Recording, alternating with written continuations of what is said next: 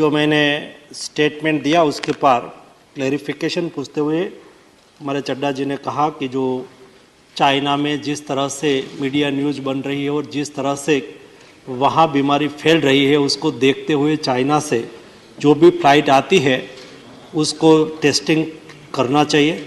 माननीय chairman sir, हम इस विषय पर बहुत जागरूकता से काम कर रहे हैं।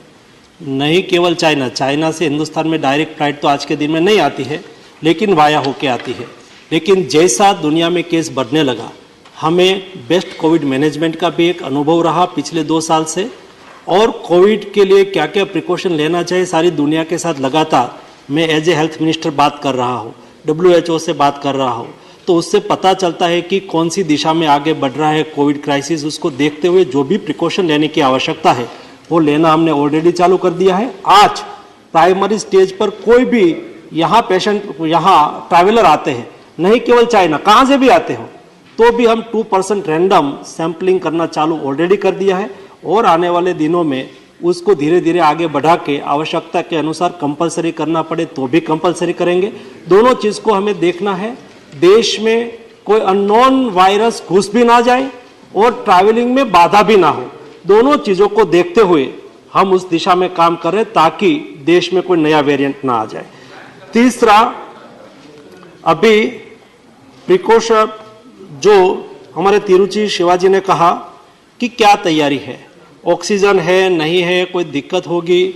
हमने आज से नहीं, कल तो विषय इसलिए उठा कि मेरी एक जिम्मेदारी बन गई कि सम्मानीय 3 सांसद ने राजस्थान से मुझे पत्र लिखा और उन्होंने मुझे कहा कि राजस्थान में जो यहाँ भारत जोड़ो यात्रा पास हुई और कई लोग ये यात्रा में शामिल हुए, शामिल होने के बाद वो पॉजिटिव पाए गए। सम्मानीय मुख्यमंत्री हिमाचल भी पॉजिटिव पाए गए यात्रा में भाग लेने के बाद।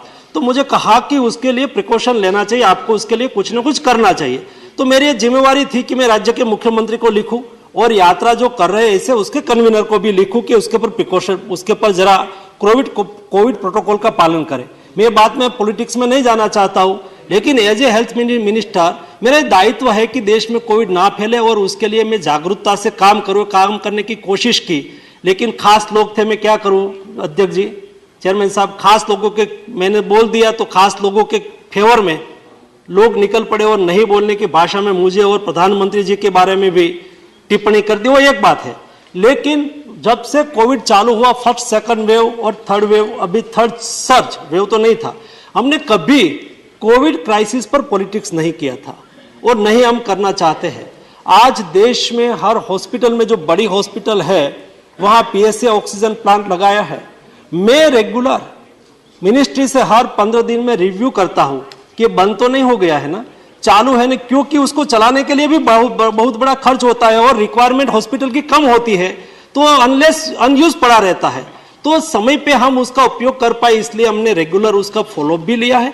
और उसके साथ फॉलोअप लेने के बाद मेरे संज्ञान में आया चेयरमैन साहब कि ये प्लांट में चलाने में खर्च है, हॉस्पिटल की रिक्वायरमेंट कम है, तो क्या करें।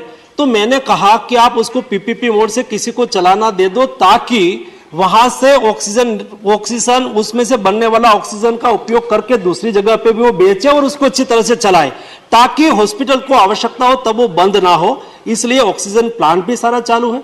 देश में सभी अस्पताल में पर्याप्त मात्रा में मेडिसिन का भी हमने रिव्यू कर लिया है, मेडिसिन प्रोडक्शन का भी हमने रिव्यू कर लिया है। आज दुनिया में मेडिसिन की क्राइसिस होने लगी है, तो हम तो वसुधैव कुटुंबकम की भावना से काम करने वाले लोग हैं।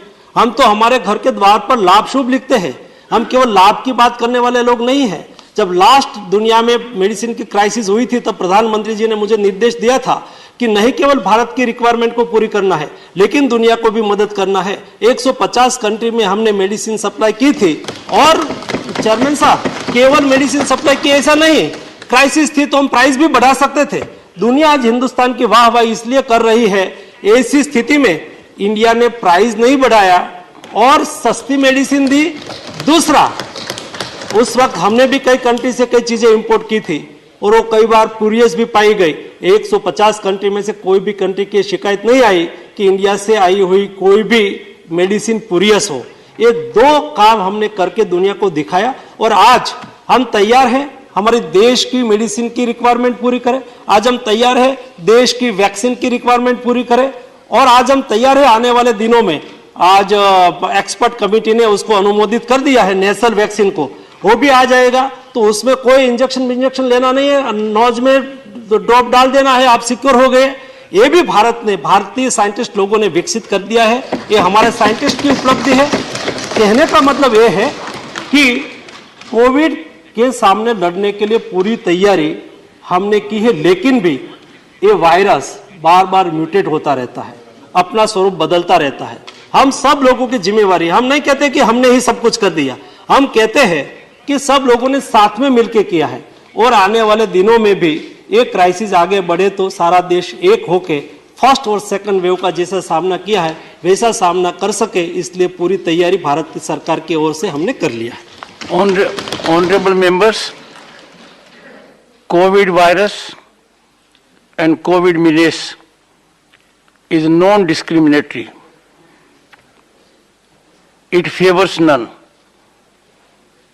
When COVID virus is non-partisan, our comeback battle has to be non-partisan. This morning, I had sought your indulgence that members of parliament have a decisive role to play in motivating the people so that we are prepared more than ever before.